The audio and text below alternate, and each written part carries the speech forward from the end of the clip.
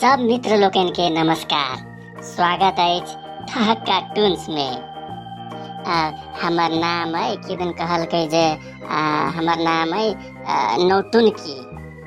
लोग सब हमरा नौटुनकी कहे के बुलावे। तो अहाँ सब नया चुटकुला सुने के लेल तो तैयारे हो। चलिए हम एक ताजा एकदम ताजा चुटकुला लगा आयल छी। लिए एक रसा स्वादन करू। ई बजर खसुआ बेटरे कत्ता रह गेले, अखनी तक खानो न ललके, हमरा नहिरा जाय में देरी होइया।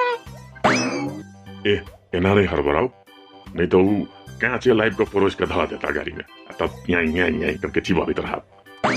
हे ये देखियो तो मार, नहिरा के घर तो हमरा आइए से दिखाइया। माने अहू कमाल करी छी। ये 25 किलोमीटर दूर के नहिरा के घर आके एतै से दिखा गेल।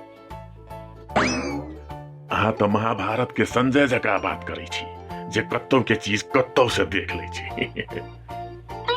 ये से बात नहीं छै, पहिने हमरा ई कहू जे अखन कोरोना छै आ कि नहीं छै?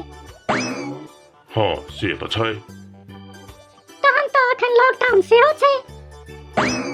लॉकडाउन सेहो छै, मुदा एकर तात्पर्य ई जे अखन गाड़ी घोड़ा फैक्ट्री सब किछ बंद छै, ताई लगा ई पूरे वातावरण एकदम साफ छै। अहू छी कि ने? ये साफ छै, तै दुआरे हमर अपन नहिरा के घर एतै से देखाइया।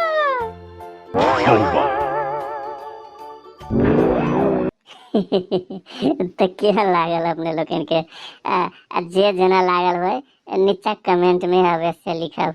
वीडियो निक लागल हुए तो नीचा लाइक के बटन दबा देवे। हाँ, चैनल के तो सब्सक्राइब करिए टा देवे। की कहे छै बेल के बटन जैसे साइड में, सब्सक्राइब के साइड में ओकरा सेहो दबा देवे।